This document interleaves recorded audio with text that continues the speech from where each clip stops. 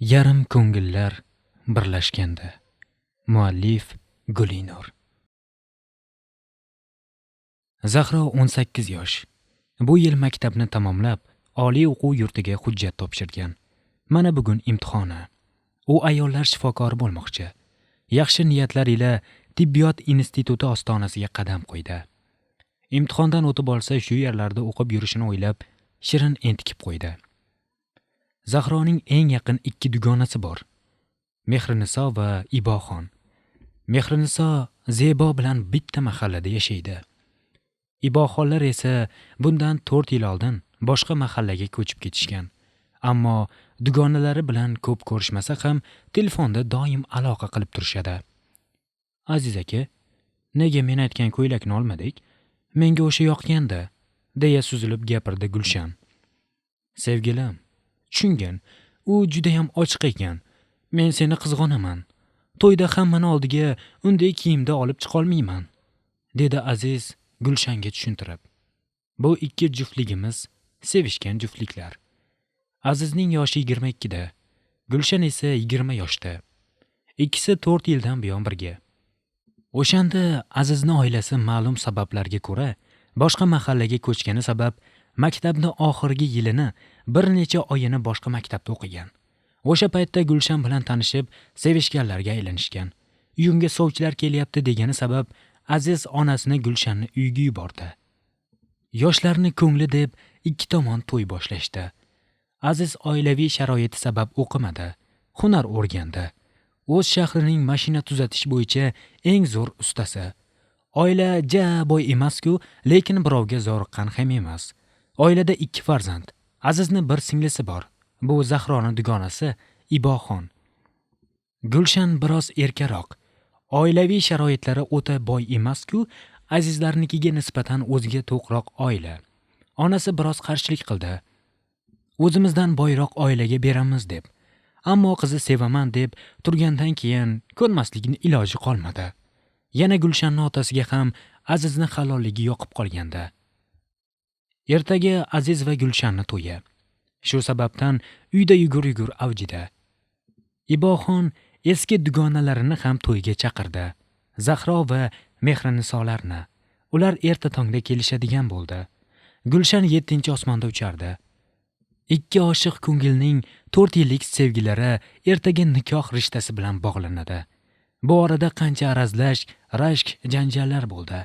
Yana ikki qalb bir-biriga talpingan sabab yarashib olishardi. Aziz shirin xayollar ichra uyquga ketmoqda. Qalbining sohibasi yagona sevgiga erishyapti. Ertaga bir umrga uniki bo'ladi. Qanchadan qancha yigitlar bilan janjallashmadi. Shu suyukli sabab Gulshan juda chiroyli qiz edi. Oshiqlari ham shunga yarasha. Lekin u tanlagani Aziz edi. Hunar o'rganish barobarida sport bilan ham shug'ullanib kelgan Aziz baquvvat, ko'pchilik havas qiladigan darajada kelishgan yigit edi. Ora-orada MMA janglarda qatnashib turardi. Ko'p hollarda uni qo'li baland kelardi. Mana erta tong. Bugun to'y kuni. Gulshan erta tongdan go'zallik saloniga yo'l oldi. O'ziga yarashgan chiroyli makiyaj va soch turmagida haqiqiy malikalardek bo'ldi. Aziz ham chiroyli smokingda, naqd kino yulduzlaridek bo'ldi qoldi. Akasini ko'rgan Iboxon ham maqtab berdi. Akajon, turk aktyorlarini o'zi bo'libsiz-ku. Kelinni dugonalari ham kelinoyim qolib sizga qarab o'tirsa kerak. Qarasa qarashaversin. Meni ko'zlarim Gulshandan boshqasini ko'rmaydi, dedi Aziz, xayollari Gulshanga ketib yuziga shirin tabassum yugurdi. Voy, biram sevasizki Gulshan opani. Sevgingizni dastidan kaltaklanmagan yigit qolmagan-a, deya kuldi singlisi. Unga qaragan ko'zlarini o'yib olgim keladi, bilasanmi? Unga mendan o'zgasi qarashini ham xohlamayman. Xo'p, endi bora qoling, kech qolasiz. Sevgilingizga ko'z tegmasin, deya akasiga ketishini aytib, o'zi dugonalari oldiga yo'l oldi. To'y juda ajoyib o'tardi. Davra markazida bir-biriga yarashib turgan kelin-kuyovga hamma havas bilan boqardi. Iboxonning dugonalari ham shu yerda. Zahro bilan Mehriniso juda chiroyli, har xil libos kiyishganda. Ularning odati shu doim birga yurishgani uchun bir xil stilda kiyinishardi. hamma ularni egizaklar derdi. Hozir ham ular kelin-kuyovdan keyingi diqqat markaziga aylanishgan. Ayollar kelin qilishni o'ylasa, yigitlar bir bora gaplashib ko'rishni o'ylardi. Ikki dugona oldiga bir yigit keldi. Bu Azizning yaqin do'stlaridan biri Ilhom edi. "Salom go'zallar. Zerikib qolmadinglarmi?" "Yo'q, zerikmadik", dedi Mehriniso. "Tanishsak bo'ladimi?" "Meni ismim Ilhom. Siznikichi go'zal qiz?" deya Mehrinisoga tabassum bilan qaradi. "Birinchidan, men siz bilan tanishaman demadim. Ikkinchidan, ismingizni so'ramadim. Uchinchidan, menga yoqib qoldingiz. Ertaga uyingizga sovchilar boradi. Yaxshi kutib oling", deya Mehrinisoning gapini bo'lib, o'zinikini gapirdi-da, Mehrinisoga havodan qo'li bilan bo'sa yo'llab do'stlari tomon yurib ketdi. "Ahmoq, to'nka nima dedi?" deya Mehriniso jahldan qizardi. "Senga uylanaman dedi", deya Zahro kuldi. "Kulmagin Zahro, g'irt jinniki bu. Bugun ko'rgan qizga ertaga sovchi jo'nataman deb meni jinni qilmoqchi. Nog'orasiga o'ynab suyulib ketadigan qizmasman men. Adashdi", dedi Mehriniso o'ziga qarab tirjayib turgan yigitga ishora qilib. "Do'stim, nega o'sha egizaklardan ko'z uzmayapsan?" "Bittasini ilintirmoqchiman." "O, qaysi birini?" "Sochini yig'ib turmaklaganini", dedi Ilhom. Mehriniso sochini yig'ib olganda, Zahro esa yarmini yig'ib, yarmini yoyib olganda. "Ular meni iboshimni dugonalari", dedi yigit. "Juda yaxshi. Sen Iboxondan menga uni raqamini olib berasan. Men shu qizni sayroqi tilini qisqartirib qo'yaman", dedi Ilhom Mehrinisodan ko'z uzmasdan. "Jinni bo'lma. Qizlarning ustidan kulma. O'zingni opa-singling yo'q-da, shuning uchun qizlarni qadrlamaysan", dedi biroz jahl bilan Akmal. Yigitning ismi Akmal. "Qo'ysangchi do'stim. Pand nasibat darsini keyinroq o'tasan. Bugun yayramoqchiman.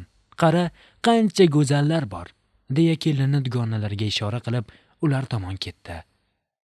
Ilhom ko'p qizlar bilan gaplashadigan, ular bilan o'zining xoyu havaslari uchun vaqt o'tkazadigan yigit. Shu paytgacha nechtasiga sevaman deganini o'zi ham bilmasa kerak. Uni endigi nishoni Mehriniso bo'ldi. Kelgandan buyon qizni kuzatardi. Qiz biroz shaddatroq bo'lgan sabab uncha tortinmasdi. Shu sababli Ilhomni nazariga tushdi. Akmal bu Iboxonning yigiti, lekin buni sanoqli odam biladi. Chunki Akmal Azizning do'sti. Singlimga ko'z olaytirdi deb o'ylamasligi uchun tuyg'ulari haqida Azizga aytishmagan. "Gulshanim, va nihoyat orzuyimizga yetdik. Bu kunlarni qancha orzu qilardik. Qara, amalga oshdi. Ha, Aziz aka, judayam baxtliman. Endi bir oilamiz. Sen dunyodagi eng baxtli qizsan. Har kuningni mehrim va sevgim bilan to'ldiraman", dedi Aziz Gulshanni qo'lidan tutib. Gulshan mayin tabassum bilan yerga qarab kulib turardi. "Aka, rasmga tushaylik." Iboxon dugonalari bilan keldi. Akasi va kelinoyisi bilan ko'p rasmlarga tushishdi. Qizlar orasida Zahro ham bor edi. Rasmlar bir xil bo'lmasligi uchun joy almashib tushishgandi. Zahro Azizning yonida tushdi bir rasmda va bu rasm ham esdalik uchun muhrlandi. Vals qo'shig'i qo'yilgach, hamma kelin-kuyov valsiga hamrohlik qilib, juft bo'lib raqs tusha boshlashdi. Akmal va Iboxon raqs tusharkan, Akmal anchadan buyon o'ylab turgan gapini aytdi. "Iboshim, mana akang uylandi. Endi navbat bizgami? Ey Akmal aka, hali yoshman-ku. Yana o'qishga topshirdim. Natija ijobiy bo'lsa o'qimoqchiman", dedi qiz. "Men o'qimaysan demadim-ku. To'y o'tsa akang bilan gaplashaman. Bahorga chiqib to'y qilamiz.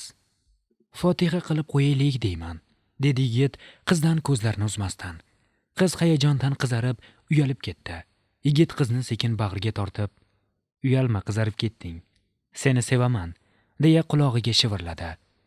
Va yana sal o'zidan uzoqlashtirib, raqsni davom ettirishdi. "Go'zal qiz, sizni raqsga taklif qilsam bo'ladimi?" deya Ilhom qizni oldiga keldi. "Men raqsga tushmayman", dedi qiz. "Undan ko'ra, raqs tushishni bilmayman yoki qo'rqayapman deya qoling", dedi ayyorona tirjayib. Bundan qizni jahli chiqdi. "Men qo'rqmayman. Raqs tushishni esa juda yaxshi bilaman. dedi qoshlarini chimirib. Hamma ham tilda aytaveradi, bilaman, qo'rqmayman deb. Lekin amalda buni isbotlamaydi-ya, deya jahlini chiqardi. Yaxshi, ishonmasangiz, amalda ham isbotlab beraman. Qiz shunday dedi-da, o'zi tomon uzatilgan yigitni qo'lidan tutdi. Yigit ham ichida o'q nishonga tegdi, deya qizni Davra tomon olib ketdi. Ilhom bilan Mehriniso raqs tusharkan, Ilhom qizni o'ziga asta-sekin yaqinlashtira boshladi. Avvaliga nozik bellarga shunchaki qo'yilgan qo'llar avvaliga mahkamroq ushladi. Keyin esa o'zi tomon torta boshladi. Bularni sezgan qiz sekin yigitni yuziga qaradi va u nima qilmoqchiligini tezda fahmladi. Yigit qizni yuzi bo'ylab ko'zlarini aylantirib chiqayotganda bir nuqtaga kelib to'xtadi va qizni yuziga yaqinlasha boshladi. O'ylagan ishini amalga oshirishni niyat qilgan yigitni yuziga kutilmaganda kelib tushgan tarsak sabab ehtiroslar osmonidan zumda quladi. Sen meni kimlarga o'xshatding? Nima, men senga ahmoqmanmi? Mendan bo'lsa olguningcha anqayib turadigan.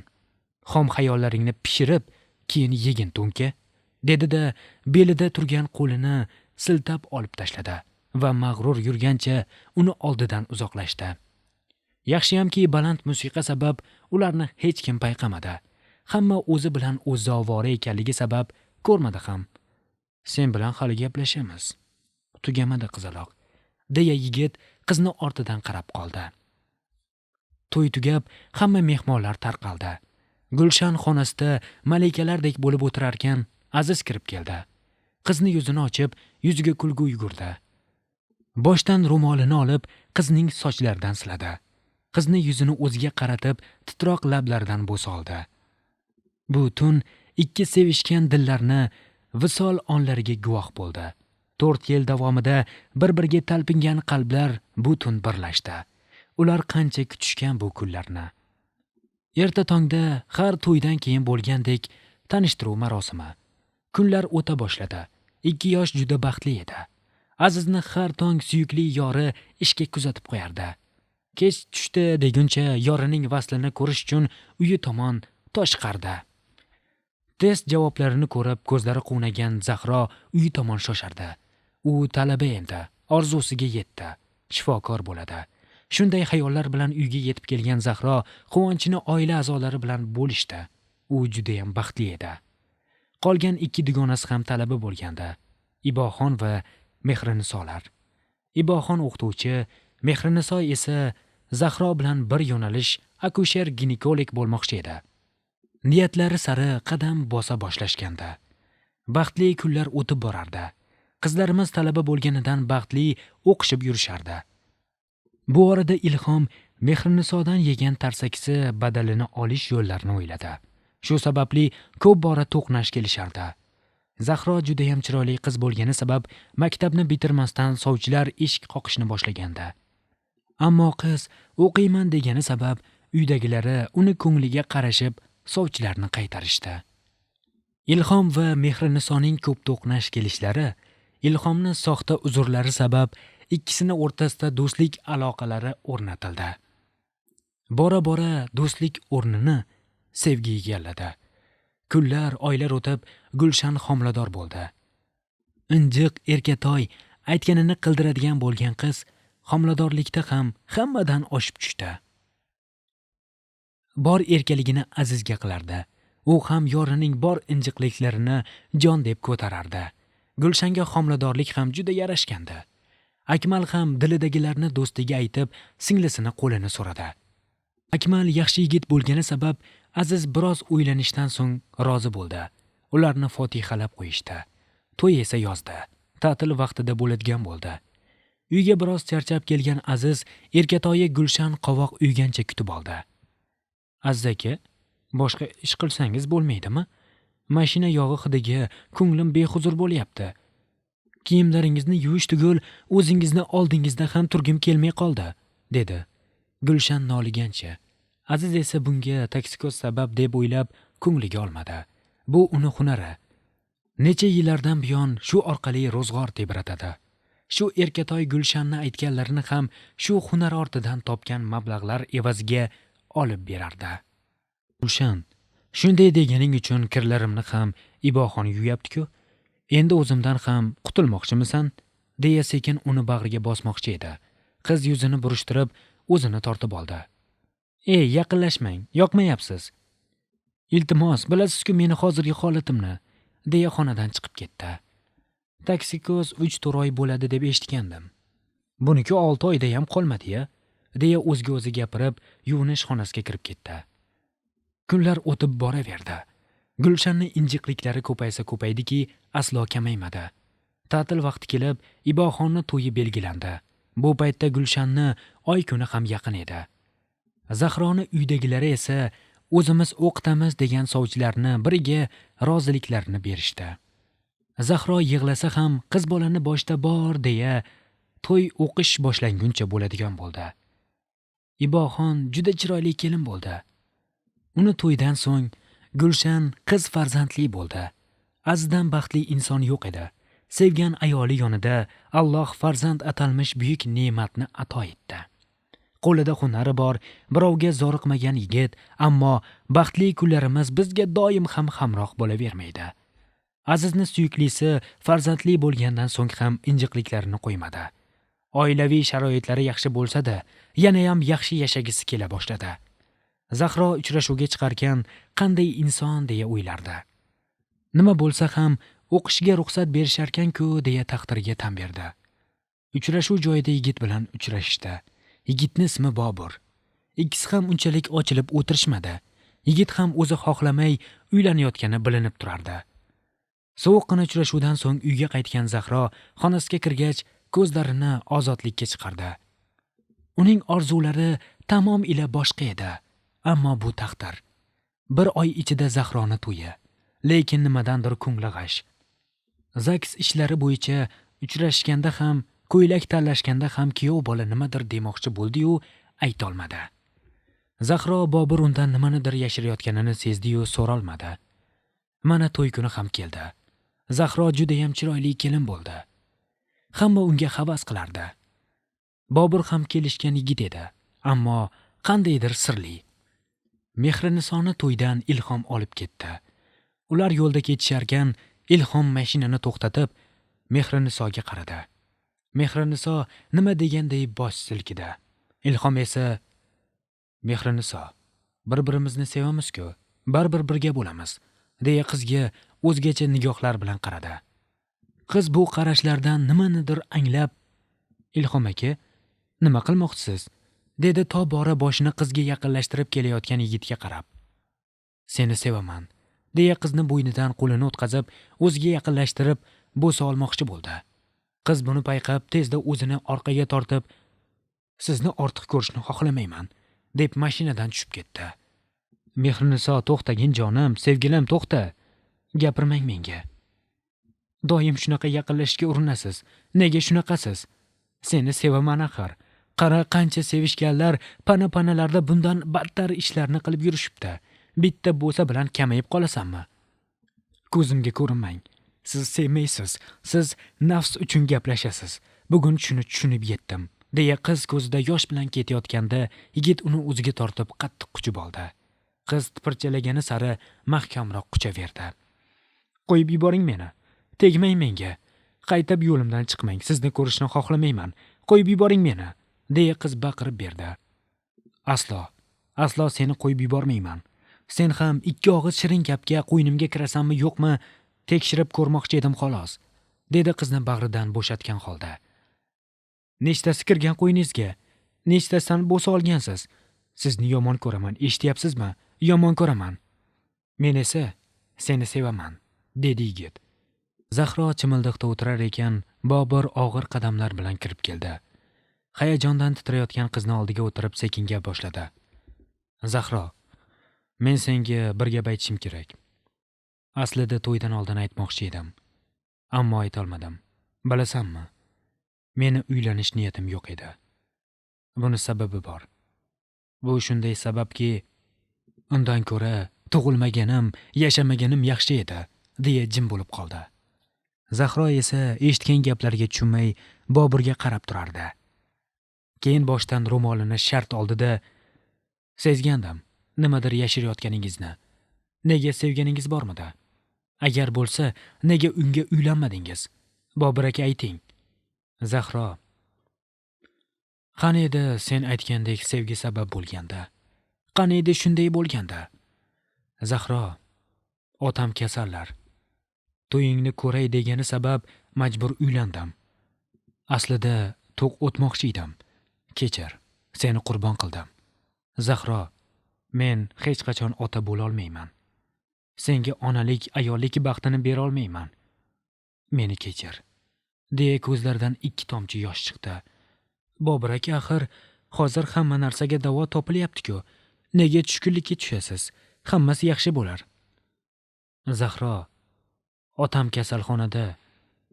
Oz umrlari qolgan, kechir meni. Mendagi kasallik bepushtlikdan ham battar. O'zing shu sohada o'qiysan. Meni tushunib bo'lding. Otam to'yimni ko'rdi. Endi mendan ham, ulardan ham baxtli inson yo'q. Yangalarga meni qoralab ketishing mumkin. Meni kechir.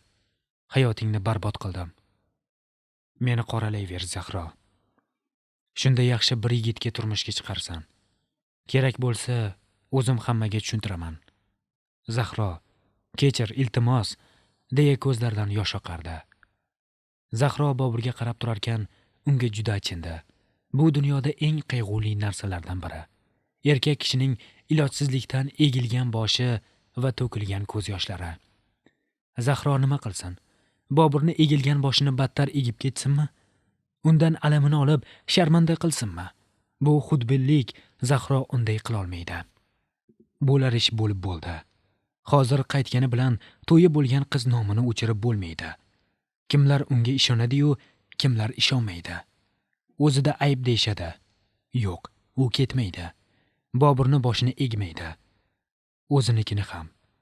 Bobur aka, siz o'ylamang, hech kimga hech narsa demaymiz. Zahro: sen nimalar deyapsan? Oldingda aybdorman, kechir, lekin ularga aytmasak bo'lmaydi. Yo'q, aytmaymiz. Biroz yashab kelisha olmadik deya ajrashamiz. Sizni haqiqatingizni hech kimga aytmaymiz. Lekin seni hayotingcha. Taqdirimga nima yozilgan bo'lsa, shuni ko'raman. To'g'ri, oson emas, ammo siz erkak kishisiz. Boshingizni egib keta olmayman. Rahmat senga. Mana ko'rasan, sen ham albatta bir kun baxtli bo'lasan. Alloh menga qilgan yaxshiligingni o'zi mukofotlasin. Bobur vijdoni qiynalsa-da Zahrodan minnatdor edi. Xohlasa baqir-chaqir qilib, uni sharmanda qilib ketsa bo'lardi, ammo Zahro unday qila olmadi. Zahro, sendan bir umr qarzdorman. Tirik ekanman, senga doim yordam beraman.